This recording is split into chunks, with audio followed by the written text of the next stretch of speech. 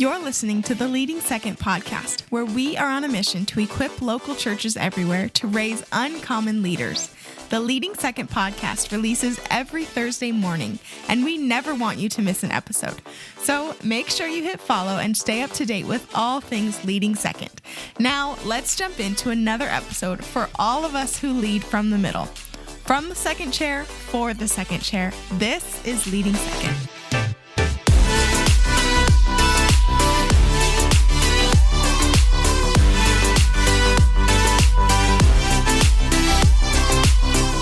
Hey everyone, Brandon here, and welcome back to Season 5 of the Leading Second podcast. So excited and honored to have you here in this space that we've created for you. If you lead from the middle in any capacity on your church team, then Leading Second is for you. This space is from the second chair for the second chair. And we just want you to know right from the jump today that if that's your place in church life, we love you, we believe in you, we believe God has called and assigned you to that vital place in church life, and we've created this place to strengthen you. So welcome home. So glad you're here, and we've got a great conversation teed up actually with some of our Leading Second team sharing with us today. So really excited for you to hear from them. Before we get into today's episode, though, I have an exciting announcement to make. If you're listening to this episode on or near release day, we are excited to announce a fresh initiative, a new part of the Leading Second lineup to serve you in church life, and that is Leading Second coaching groups. We are launching a new, reimagined, and immersive coaching group experience this fall of 2022, and today, applications are now open for coaching groups this fall. So excited for you. Our coaching groups are really something God has laid on our hearts, and it's built around this idea. And that idea is that leadership growth never happens on accident. It never happens automatically, but rather leadership growth and development happen intentionally, often by placing yourself with the right people in the right environment at the right time. I mean, I just have a question for you today, and that question is, 1 year from now, do you want to be in the same place as a leader that you are today? And I know it sounds a bit rhetorical, but just think about it for a minute. And if your answer is no, then I have another question for you. And that question is, what are you going to do about it? Well, we're excited to announce this space for executive pastors, campus pastors, and anyone who serves on your church's leadership team. It's a 1-year coaching group experience with a brand new coaching team that we've developed. The coaching group experience for the first time ever includes an on-site retreat this winter.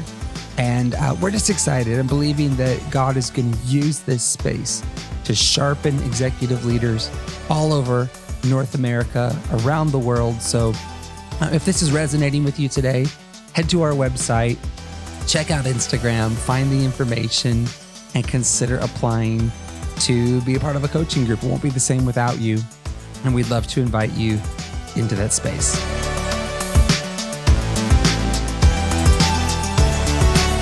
Well, hey, for our first segment today, we're going to change things up for a minute, and I was excited to invite a member of the Leading Second tribe to come and share with us for just a minute on Leading Second as a PK, as a pastor's kid. You know, this weekend after release date for this episode is Mother's Day. Happy Mother's Day to all the moms out there.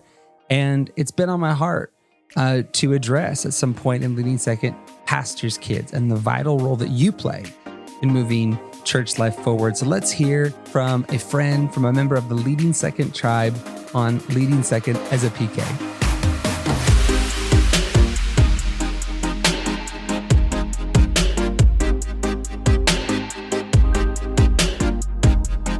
All right, well, I'm here today with Eli Blevins from Wilmington, North Carolina. We wanted to have a conversation for just a minute on Leading Second as a PK. Say what's up to everybody, Eli. What's up, guys? How are y'all today? Thank you for listening in to the best podcast in the world.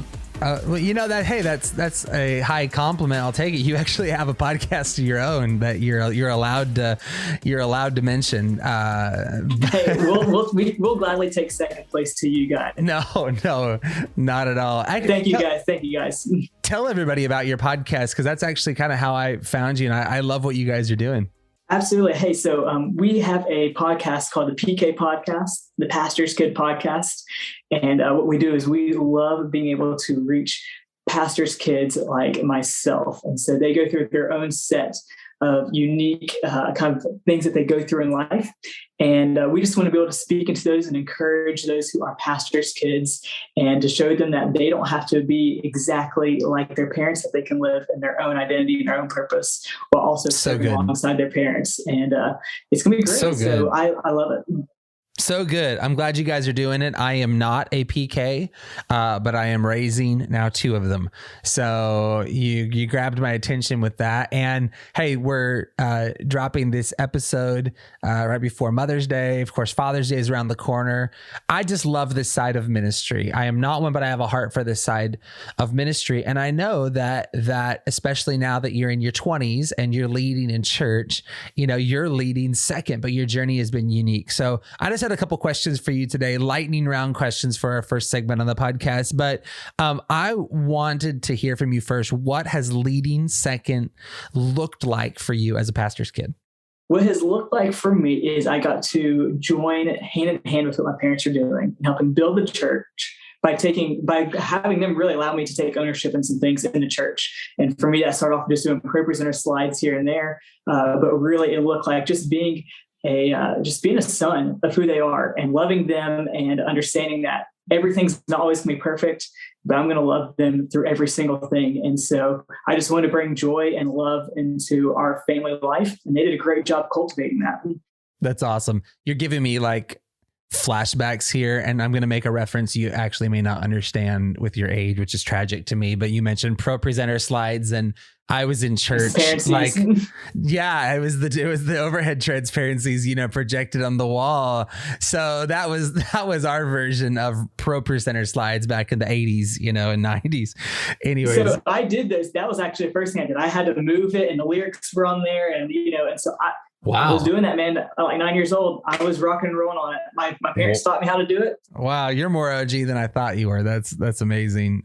So tell me, how have you found your place in the church that is uniquely yours? Not just because you're, the pastor's son, but that's uniquely yours. The great thing about my parents is that they let me try and fail and try and succeed in many different things. And because they wanted to show that church was super fun. They wanted it to show that side of it. And so I just always wanted to be around other staff members and their families. And we were just one big family, always doing things with each other. And so for me, I just knew, okay, well, I guess what you do is you just serve. You just start doing things. I didn't know any different other than, okay, it's time for tear down. We'll start taking curtains down and stuff like that. And so for me, finding my place looked like really trial and error, and then going, okay, this is the lane that God actually has, one, skilled me in to do, but 2, this is where I can make the biggest difference. And so I got to lead second by doing that, really by trial and error, but by my parents saying, this is just as much of your church as it is mine and your mom's church. And so because of that, they were like, jump right on in. If you want to do the announcements at 10 years old, go for it. It may sound stupid, but who really cares? And they just kind of let me do some things like that. And it was a small church then too, so you could kind of get away with some of those things. But they just brought me in on all that fun and joy. And because of that, here I am trying to, replicate that. So good. Well. So good. We recently had Leading Second Camp in March. Our first, event for Leading Second.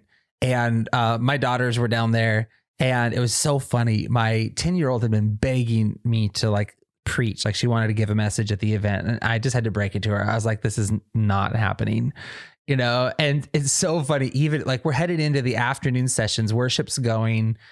She was getting ready to get taken back, to the back while service was going to happen. And she comes up to me and she goes, Dad, if you need me, I'll be ready. Like, you just come get me and I'll be ready. You know, she was like one last little shot, you know? And as much of a hard time as she gave me about it, I was like, man, thank God at 10 years old, you know, she's fallen in love with it. I just think it's possible. And I'm glad to hear your story on that. I'll tell you why I enjoyed when I started following you. I had literally no clue how I found you on Instagram. But you first. So I find you first. And so you gave me the follow back. Well, I'll tell you what I liked is I probably clicked over to your account, and it was really easy for me to pick up that you love the church. And I was just struck by that because I think we have too many voices right now that find a weird joy or enjoyment about tearing down or finding the faults in the church. I'll never understand it as long as I live. But I sensed that you loved the church. And then when I figured out you had the same last name as the pastor, I figured out you were the PK. And I thought, how cool that a PK loves the church. I know there's many out there. I just loved seeing it in you. So let me hear it in your words. Why do you love the local church? It's my passion in life. And I could even get emotional talking about it just because of how beautiful it is that Jesus said he was returning for his church. And I think for me, when I think about that, what kind of legacy do I want to leave behind? For me, even growing up, I was huge into sports, but sports was only going to take me so far. I always had lots of friends, but friends come and go. But the one thing that was always there was every Sunday, there was church. There was worship, and my heart got ministered to that.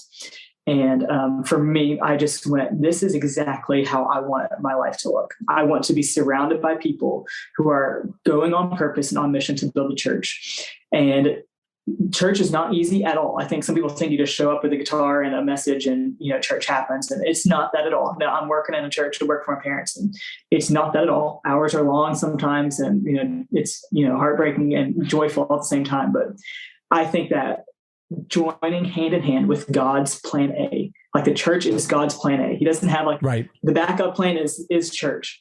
And I'm like, what can I do to jump on the bandwagon that Jesus is already pulling and jump on that? And so thankfully I caught that at a young age.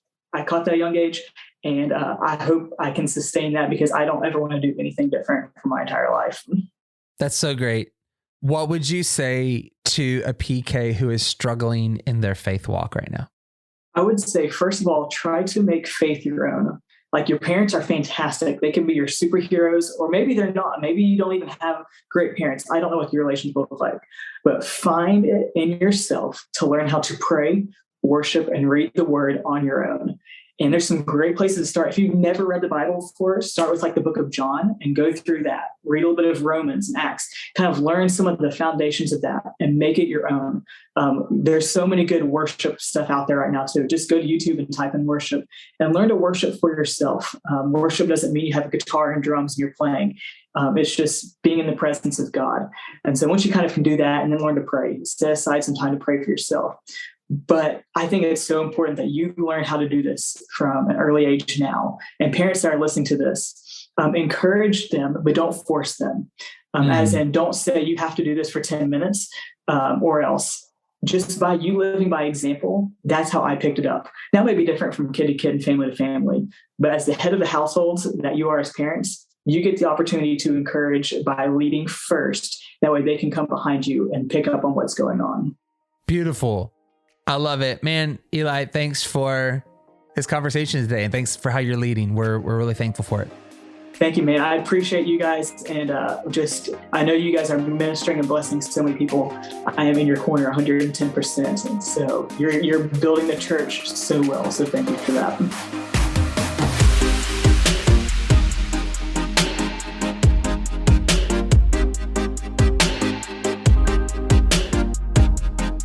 Okay, so true to our vision for this season on the podcast to be from the second chair, for the second chair, I am excited to welcome today for our interview a great second chair couple to the podcast, members of our Leading Second coaching team, Nick and Liz Dekold. Nick and Liz serve on the team at Lakeshore Church in the Dallas area. And like I mentioned, also serve as coaches in our coaching groups and Leading Second. I love this couple. They are seasoned in ministry.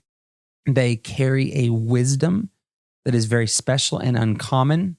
They lead with the trust of their pastor. I've got the chance to see them in action many times, and I'm looking forward to pulling some gold out of them today.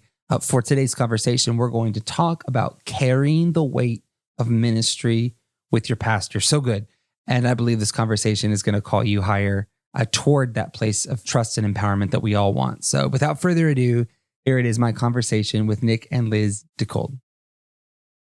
Well, Nick and Liz, welcome to Leading Second Podcast. So glad to be talking with you guys today. Hey, what's up, Brandon? So good to be here with you, man. Hello, we're excited. It's a good day.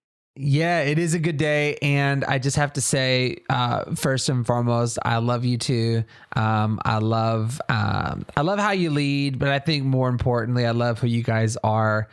We met, I don't know if it was 3 or 4 years ago.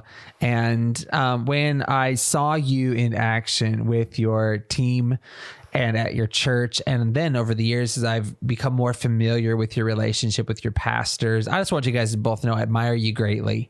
And I just feel like you're some of the best, and you won't say it about you, so I'm going to say it about you. And so glad to have your voice in the mix for the podcast this season. Well, thank you so much, man. Leading second. I mean, we got introduced to the podcast, the ministry. For us, it's been a game changer. It's been so refreshing, life-giving. It's every Thursday we look forward to the podcast, the relationship we have with you. So thanks for creating the space that you did. Absolutely. My honor. And I liked you guys so much, I invited you onto the team. So you are actually officially a part of our Leading Second team, where we have a mostly volunteer team. And I am particularly excited to have you both involved because we are launching this fall a reimagined look at coaching groups for Leading Second, and you all are involved in our coaching groups team. In fact, if we scheduled this right today, this episode is coming out on application open day for coaching groups. So you ought to consider joining us for a year in a setting that is designed for mastery over novelty. In other words, it's not as much about new information. It's about mastering some of the essential skills for second chair leadership. And we just believe that space will help you. Maybe you guys can weigh in for a minute. Why are you excited about coaching groups this fall? We just love talking with other leaders and encouraging them. And I think it's our heart to really just help any other leaders move forward and to serve their pastors better. We feel like this is a calling God has put on our life from the very beginning to serve in the second chair. And we're excited to gain relationship and to help some other second chair leaders go further than they've ever gone before. And I'll say this, like for me, I wish I had something like this in my earlier years of ministry. I think there's something special about a safe place with like-minded leaders who are going through the same things you're going through, where there can be vulnerability, transparency. No one's going to judge your motives or actions and just say like, hey, we're all just trying to get better. Like, what do we need to do to move forward? And I think these coaching groups are going to create that space and really help a lot of people just move their churches forward and help them serve their leaders better. Absolutely. And, we're very aware that the coaching space in and out of the church is quite broad. And hey, I'm the more the merrier approach to those who serve the capital C or big C church. But let me say this regarding Leading Second is, yes, we're going to talk a little bit of method, and yes, we're going to talk practically, but the one thing you're always going to get at our ministry is heart. Like, we're going to talk motivation and mindset, and that will always be a signature of this ministry, because I figure we can't be with you in every single moment that you're going to navigate something and talk about a method for it, but we can talk mindset of leadership, and we can talk heart issues, which is so much of what the gospel's about. So that's our prayer for you for coaching groups this fall. We pray you'll consider spending a year with us, and we believe it'll be a big year for your life. So let's get to know you two for a minute. Tell us about what you do at your church and about your church in general. Yeah, for sure. So I serve as the executive pastor at Lakeshore Church under Pastor Brad and Denise Howard. Been on the team almost 20 years. So coming up on 20-year anniversary. Come on. Here in just a little bit, but you've been around that long, you wear multiple hats. So I always like to make the joke that if you watch The Office, when I started here, I wasn't the assistant youth pastor. I was the assistant to the youth pastor. Been in different roles, but it's just been the joy of my life to serve in this church, to serve our pastors, and to be a part of the team of what God's doing here at Lakeshore. And I'm Liz, and I am currently the host team coordinator over all of our host team's guest impressions, and I also serve as Nick's wife. And so that holds a whole lot of responsibility. Yes, it does. That doesn't even need to be spoken for. She's the brains behind the operation. He's probably very demanding, I'm imagining, you know. Oh, if only you knew. Yeah, exactly. Okay, so some get to know you questions. When did you both feel called into ministry? What was that like for you?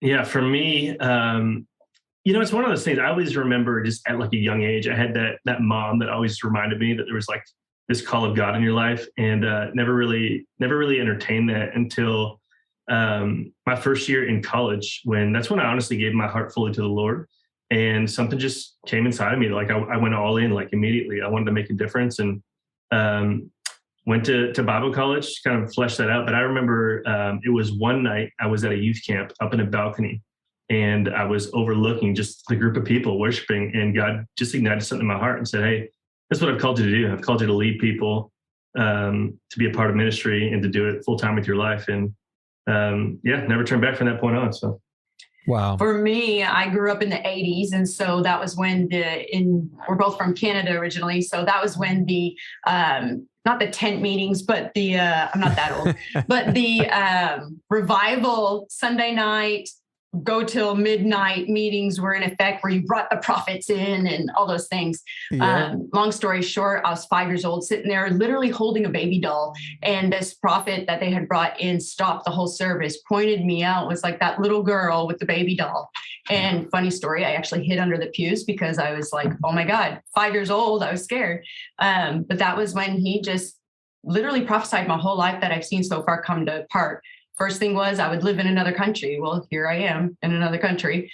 Second thing was that, I had a huge call in my life that God would fulfill in ministry. And so my parents have known since I was 5 years old. I've known that. I remember being, 8, 9 years old, playing with my dolls that I was the pastor's wife. And so it's really been a lifelong calling for me. That's beautiful. First of all, I'd never heard that from you. Just shows you don't overlook the kid in the balcony. And maybe we need to get back to some Sunday night revivals. I don't know. Here you go. Here we go. No, I'm joking. What do you love most about the church that you're planted in and the pastor that you serve? I think for me, it's our pastors are, you see what you get, or you get what you see. Yeah. I'm sorry. You get what you see. They're the same person in their home, here at the church, with all staff. I mean, they're just who they are. They're the same people with church people. They're so transparent when they're on the stage, which makes it hilarious sometimes. But that's what I appreciate so much being a part of this house, is that it's just, this is who we are, take it or leave it type thing. And so, I love our pastors so much. I think one of the things I admire most about them is just their genuine love for people. They've been senior pastors of this church for almost 27 years now. And they just haven't left the course. I mean, they've been faithful to the mission that they've been involved with. When there was 30 people in a living room, even to this day, Pastor Brad, he wants to know everyone's name. He wants to go to every hospital visit. He just genuinely cares about people. And I think there's just something so pure about that. His humility just it makes it so easy to follow. Yeah, I've always appreciated their spirit and their humility, and just amazing how God's blessing them, and God's blessing your church right now. You guys are building something really special. Another question, funny, but what do you do first thing when you get up every morning?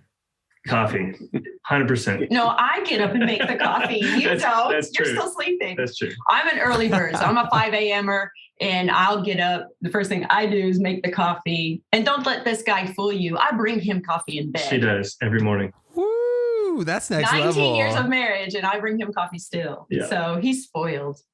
Oh my gosh. I need Lindsay Stewart needs to hear this right now. just want to say, no, I'm joking. I'm actually the early one. And so maybe she'll ask for that the other way around. I don't know.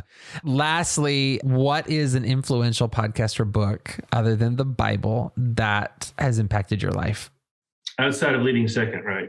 Of course. We all know that's the best one. Okay, that's a given. No, I'd say for me, one of the most impactful books for me is one, it's called Spiritual Leadership by J. Oswald Sanders. And it's an oldie, but a goodie. But to me, that's just, I love leadership, but that just brings a new component of the spiritual side. And to this day, I remember I read it back in Bible college and refreshed myself on it once in a while, but just one of those ones that left a mark on me. Funny thing, I don't know, what order, these interviews all end up coming out on the podcast, but my interview just before this earlier today was someone who referenced that book. So man, maybe by someone in this point in the season, someone needs to read that book. There you go. Liz, what's yours? For me, that would be 2 books. One is How to Lead When You're Not in Charge. For the second chair, that's gold right there. And then recently I read the newest book from Jenny Allen called Find Your People. And I read the thing in 4 hours. It was incredible and just huge on community and how to find it. And I was super convicted because, being in ministry, we can make ourselves an island and not have the true community with people. And so it was hugely convicting for me. And I absolutely loved it. That's great. That's great. Great wisdom. So for our conversation today, I wanted to talk with you guys today about carrying the weight of ministry with your pastor. And I'm intrigued by what you have to say about this. First of all, as I've said, I appreciate how the two of you lead. And I feel like if your pastors were talking, they would actually talk like this about you. You are the type of executive leaders in a church whose pastors have brought them close in a lot of things or maybe everything. And I think it's a special place that some find themselves in. I know many of us in our own ways desire that. And I actually want to talk to and pastor today the desire in a leader that wants to carry weight for your pastor. You might be listening to Leading Second and say, okay, I get it. I can thrive in the second chair. Okay, I get it. God, might be calling me to this space, but I still want to do something significant. And I think that's the part of a second chair leader I want to pastor and have a conversation with you guys about today, because God never asks us to check our ambition at the door. He just asks us to check our selfish ambition at the door. There's a difference between godly ambition and selfish ambition. And so we can carry weight for our pastors, and we can find ourselves at the table. So I'd love if you guys are comfortable to talk about the conversation you had with your pastors at lunch recently, because I find it really interesting. You showed up for feedback, but they actually led the conversation down this path. Yeah, and it's funny. We actually set up this lunch. We recently went to Leading Second Camp, which was incredible, by the way. And there was a session that your pastor, Kevin Gerald, did. That was one of my favorites of the whole day. And I forget the exact title, but it was something along the lines of what I'm thinking, what I'm wondering, what I'm hoping for. It was just really what goes on in a pastor's mind.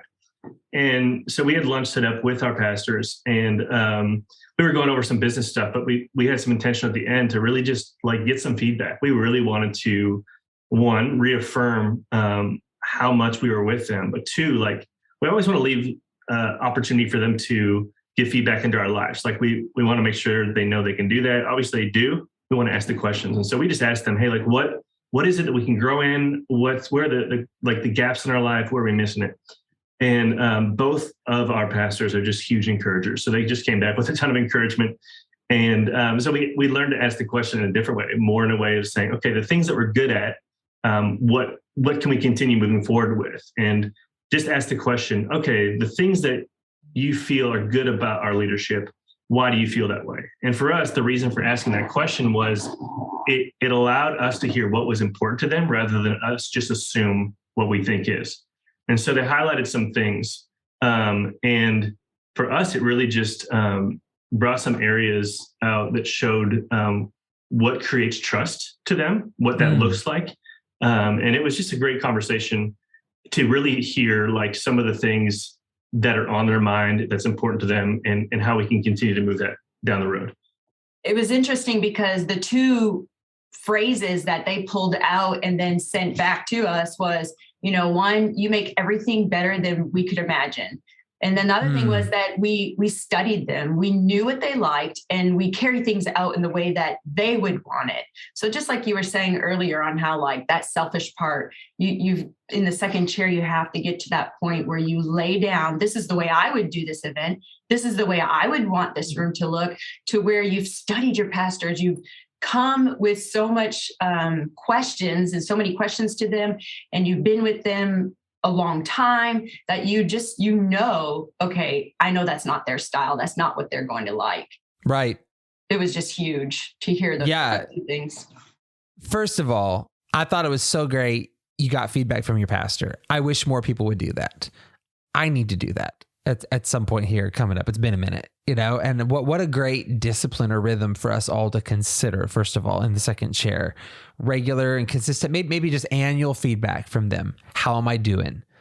How can we just work on our relationship here? So side note on that, what a great discipline to embrace in our lives. The principle that you are referencing here, in my opinion, is what Jesus teaches us in Matthew chapter 10, which Matthew chapter 10 is a leadership chapter. Jesus called his disciples together and gave them authority to drive out demons and heal the sick. In other words, they leveled up in their leadership. They had been observing Jesus in ministry. Now they were going to go do ministry in Jesus' name. So I view this as kind of like a big shift forward for the disciples in that day. But the new, the keys to the Cadillac also came with a cost. The new anointing, the new empowerment from Jesus came at a cost. And later in Matthew chapter 10, you see Jesus say things like, whoever finds their life will lose it, but whoever loses their life for my sake will find it. Which it's interesting, by the way, that he introduced the cost right when he introduced the new opportunity, saying, I'm going to give you a great opportunity, but there's going to be a cost attached to it. And the cost attached to it that I think you're addressing here, Liz, is the idea that we have to go second, that we find our lives after we lose it. So many leaders in the middle come to their role as to, this is how I would do it. We live in a culture that celebrates uniqueness. I mean, if you guys might remember back in the 80s and 90s when we were growing up, style was like one thing. And there was one thing that was in style and everybody wanted that one thing, right? Like if you had that one thing, then you were in style. Now today, style is like, if you are you, it's so subjective, as long as you are authentic to you, that's what's in style now. So very interesting. Culture now places a high value on uniqueness, me bringing me to the table. Isn't that interesting? Like that is shifted. That's new, but we're actually called to lay that down. And you actually find greater uniqueness after submission in the kingdom.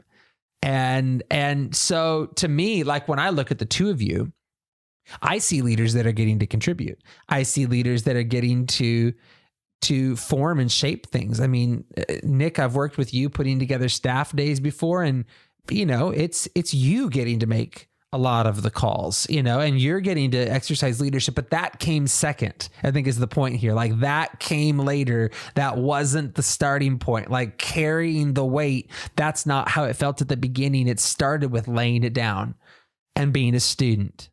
Right. Yeah. And I would say this, for anybody who's listening that has that desire to have maybe a closer relationship with their pastor or carry the weight at a greater level. I've shared this story with you earlier, Brandon, about how like when I first started here on the team, it wasn't like that all of a sudden just came with a title, right? Like right. There's this relationship and trust. And here we are 20 years later getting to experience the joy and the benefit of shouldering the ministry with our pastors.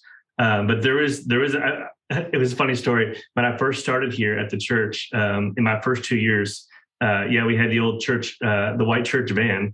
I got suspended from driving the church van, and there was a time limit put on it. My pastor's wife said, "You will not drive the church van for the next 6 months." Why'd you get suspended? Okay, so old youth pastor no. days, we had 2 vans, and one van always had to beat the other van, right? So there's a little bit of competition, and so I wasn't going to lose. And the kids thought it was awesome, and they went back and told their parents that Pastor Nick was racing in the church van. And I thought that was a win, but apparently my pastors didn't. So, that's brilliant.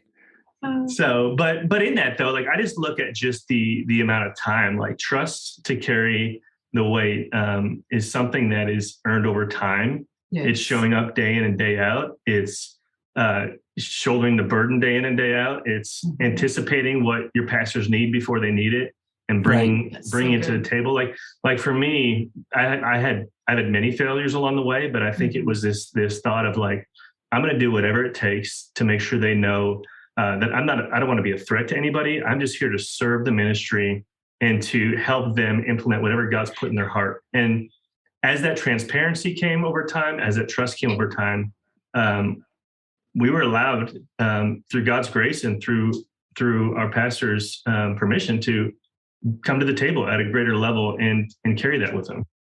And well, it's worth noting your journey here. You went from being suspended, driving the church van. So funny, by the way. You went from that season to now you're literally helping lead a building project today. I mean, one of the most stressful, costly, important journeys a pastor will ever take. And what a journey, right? And so for the person that feels like they just got suspended from driving the church van, maybe we can remind you there's hope, in all of this on the other side of it. That's brilliant. Okay. I wanted to get a little bit of a list going, just 2, 3, 4 things here. Like how does a leader position themselves to carry weight? And I think the first thing I'm hearing, I'd love to hear if you have any thoughts on this, is number one, just having an extra mile spirit. Like you mentioned, Liz, a minute ago, we made everything better than they imagined. I mean, that was feedback. And to me, that speaks to having an extra mile spirit. Like pastors say, go 1, I'm going to go 2. What would you guys say about an extra mile spirit? I think, personally for me, now Nick works closely with our senior pastor and I work closely with our pastor's wife.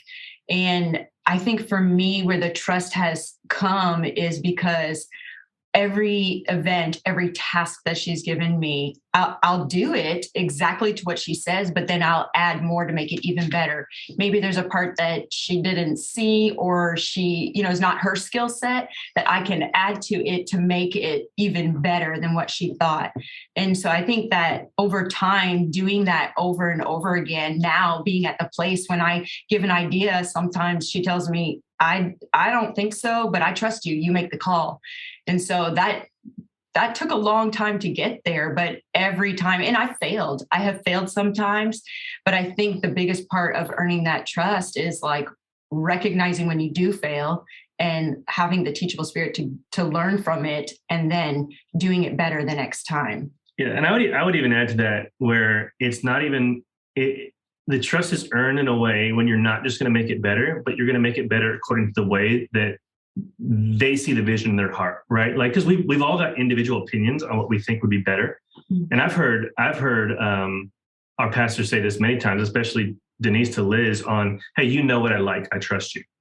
So it's not even what you like is better. It's, hey, you understand what's in my heart, and I trust that you're going to make this come to fruition in a way that's going to be how we see this, right? And so, like, I think that, again, going back to what you said earlier, laying down preferences, that's foundational to second-chair leaders. So it's studying your pastors, learning to a point of what would they like, even to a point, and we can cut this part of the podcast if we need to, but I'm even thinking to a point where our pastors, we can see some of the weaknesses in them that maybe others can't, and actually coming to the table to cover those issues, right? So like studying to the point to know where would they feel insecure, where would they feel weak, what can I do to make sure I cover areas to actually like lessen some of their weaknesses or visibility of those weaknesses to people, So. Yeah, no, First of all, whenever somebody says maybe we can cut this out, those are always the parts I want to keep, just so you know. So that's, but you bring up a Bible principle here. It's Noah and his sons. Noah was naked in a tent one day. He was drunk. Noah shouldn't have been drunk. That was a flaw. He should that was not right. And his nakedness was showing. And why doesn't somebody go read that story and read about the son that exposed his nakedness and the son that covered his nakedness, and look how God responded? Why don't you go do a little Bible study and see how God views authority and authority he establishes? We are in a culture right now that loves to expose the nakedness of a leader and loves to talk about it as if that's valiant. I'll stand up any day and declare that is not a kingdom response. And so I appreciate the way you said it, and it's sensitive, but it's true. And any second chair leader that's going to go the distance, you're going to have to learn the art of covering nakedness and being right. Now, we're not talking about covering up things that are illegal, immoral. Always we're saying that. We're just talking about the imperfections of a leader. The second thing I think that we were talking about, just this idea of positioning yourself to carry the weight well with your pastor, is being a student of your pastor. How has that looked for you over the years to be a student of your pastor? Yeah, I think, I'm reminded of a podcast. I think it was a Craig Rochelle podcast called Anticipatory Leadership. Yes. It was a game changer for me. That actually made me learn to be a student of my pastor at a greater level, because I wanted to know I wanted to see something and know how he would want it. I would want to be able to respond to a situation and know how he'd want it to be responded to. It made me think like 2 steps ahead of him in a way to say, if Pastor Brad were in this room, how would he handle this situation? How would he deal with this conflict? How would he want the room to look from an aesthetic standpoint? I think looking down the road to say, observing, even in the moments where he says certain things about certain things that most people or anybody could just blow off, I'm making notes mentally. I'm making notes on my phone. Yeah. He doesn't like that there, or it bothers him when there's trash on the front lawn of our building, or whatever. Like even the nitpicky things to the things that most people would say would really matter. I'm making mental catalog in my head as he's speaking. I can watch his body language. I can see what frustrates him.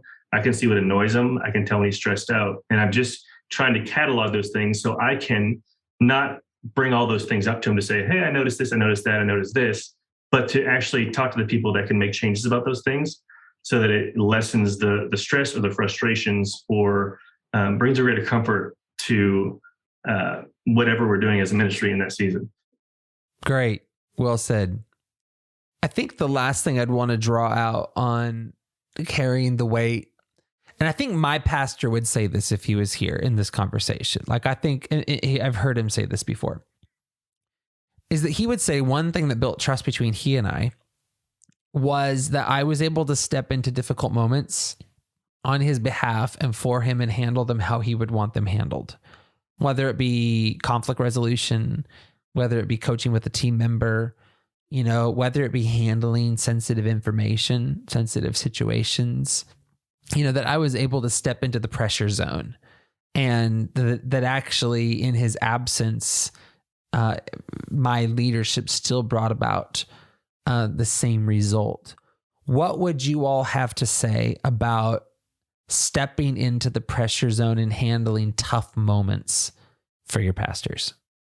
I think it begins with the last point that we were talking about studying them. And I know for us, so many times we have, and our pastors have done a great job with us with bringing us along. Like they've brought us along on hospital visits. They've brought us on house visits. Like they've brought us along in those tough moments. If they're having a tough moment conversation, they'll bring us in to show us how they do it. But I think even more than that is, as a second chair, we want to try to deal with as many of those situations as we can so that they don't have to. And I know for myself, most times if I'm unclear or unsure how I think they would respond or how they would want me to respond, I go to them first and ask them like, hey, Right. here's the situation real quick. What do you want me to do? What do you want me to say? How do you want me to approach these people? And and that goes on all levels of leadership, not even just to your senior pastor, but if you have a direct report, it's the same way. We're all representing somebody above us, right? And so I think for me, it's been taking the situations that I have, even though they might have not been the big moments, starting with the smaller situations and constantly asking them, how do you want me to do this? Which led to the big moments where all of a sudden I don't have time to go and ask them. It's right here in my face. Right. But I have that, again, I've had pretty much that schooling with them of knowing this is how they would respond and this is what I would do. So I think that Great. it's time with them. Great.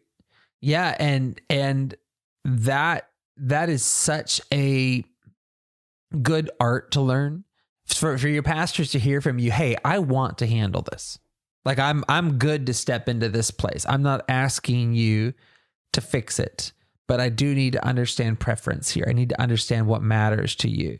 I think, Liz, something I did is like a 2.0 of that later on in years was I started going to them and saying, here's the situation. Here's how I'm planning to handle it.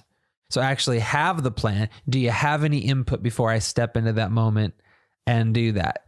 So that, but you got to take this thing in phases. And then over time, you just see more and more empowerment come your way and trust built like we've been talking about here. Yeah, that's a lesson that I've learned in the last year or so. And I think it's huge we all know we don't want to bring more problems to our pastors.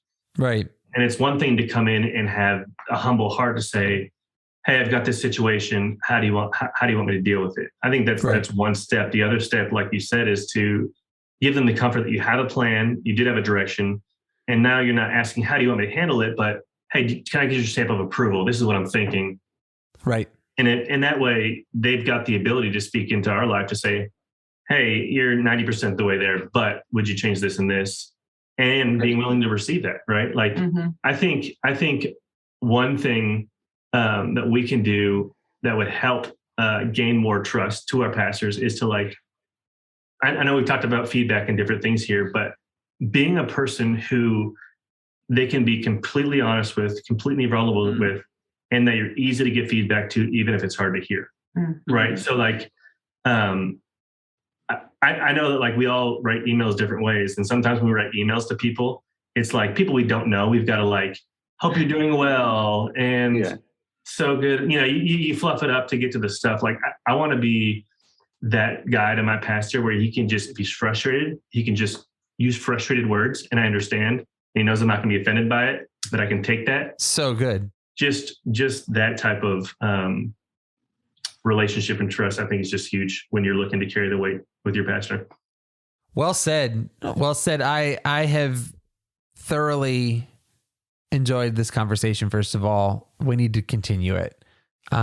Carrying the weight. If you're here today and that resonates with you, you're not alone, but there's absolutely foundation that has to be built in order to get there. Let me ask you guys one more question before we land here today. Because I always think if someone's here at the end, I'm no dummy. I know some people have checked out by now on the episode. Okay, that's fine and good. But if someone's listening to the end, they needed this episode. I just always think about that at the end. Who hung on all the way that this was speaking to? And the person I'd like for you to talk to on the last question here is the person, maybe they're a bit removed from their pastor on the org chart. Maybe they're not a direct report. Maybe they're new in ministry, but they're somewhere down the ranks, so to speak. Or maybe someone feels overlooked. They've not had the chance to carry the weight like they would like to.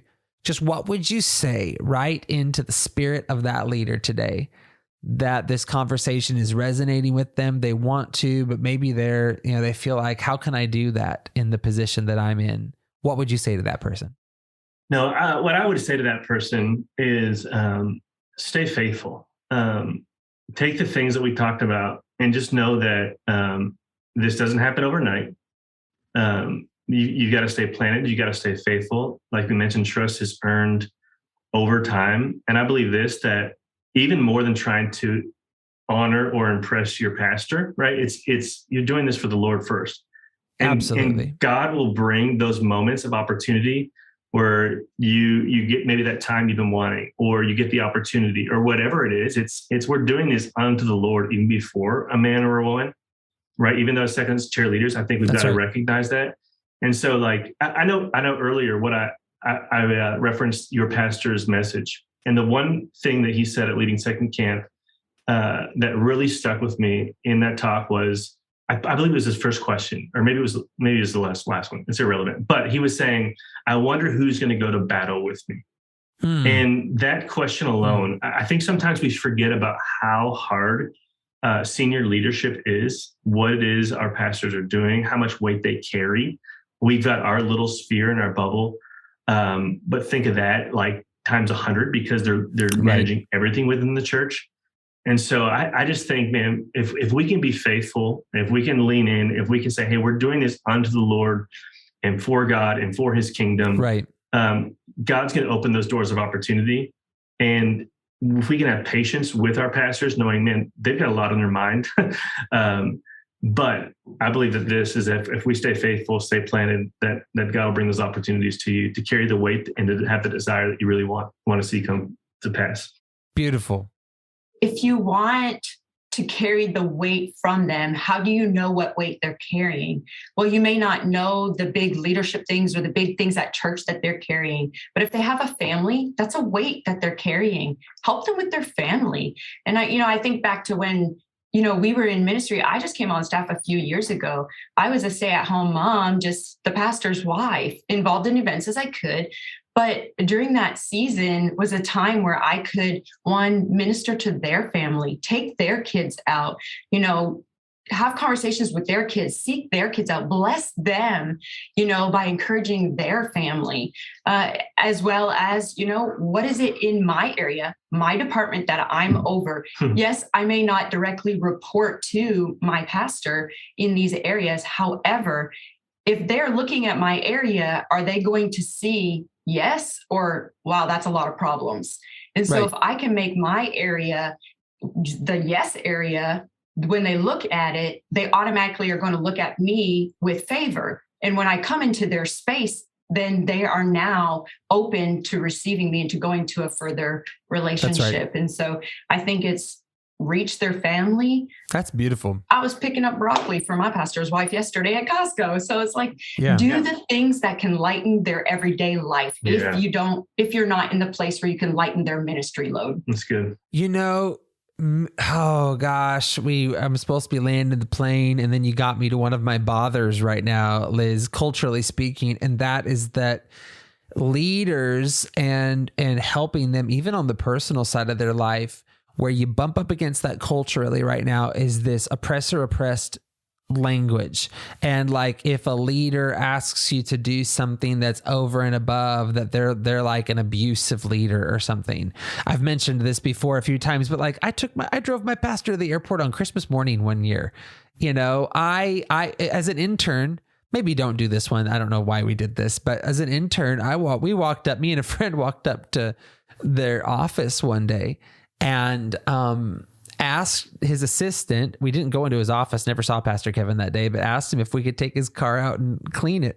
I think we just wanted to drive pastor's car or something, I don't know. But she goes, well, I'm going to have to go ask, and she comes back out with his keys and she's like, here you go, and we went and washed pastor's car. But some of those times of just being in their airspace, man, that's when I've learned the most. And I just, man, if it's picking up broccoli at Costco, and that brings you into the airspace of a leader you respect, you don't know what they might say or deposit into your life in those moments. I remember, this is with a mentor of mine, not with my pastor, but I remember for years, my very earliest years in ministry, I drove a mentor of mine to the airport. He traveled and helped churches, exactly like we get to do now. And I drove him, and because he flew international most of the time, it was always to the S gates in Seattle, which was the international terminal at the time. And as God would have it, 10 years later, when I stepped out to to travel. My very first flight out to help a church was from the S Gates. And it hit me as I was standing there that what I had done for somebody else, God was now making happen for me. And like God is so good, like he won't let you miss it. When you just make yourself available, our culture's language is going to tear down the beauty of the kingdom and the beauty of the gospel by telling you your leader is abusive, telling you your leader is an oppressor. Like, just push back against that. If they're in the wrong, you'll know. And if they're doing something immoral, you'll know. But our culture's language on that just couldn't be more off right now, in my opinion. And I think the kingdom needs some leaders right now to step up and say, I'm going to serve. I'm going to be in their presence. I'm going to go all in, and something beautiful will be built in your life as you do it. So, man, to the person listening today, if you're still here after my little preachy, God's with you and he's going to help you. Hey, I love you guys so much. Thanks for your time today. Thanks for your voice in the mix this season. We value you very much. Yeah, love you. Thank you so much. Thank you, Brandon. It's been an honor, and your kind words to us. It's truly an honor to hear that from one of the greatest second chairs that we hold in our lives, to tell us that, yay, good job. That means a lot. Yeah. So keep running. Absolutely, guys. God bless you guys. God bless you, Leading Second.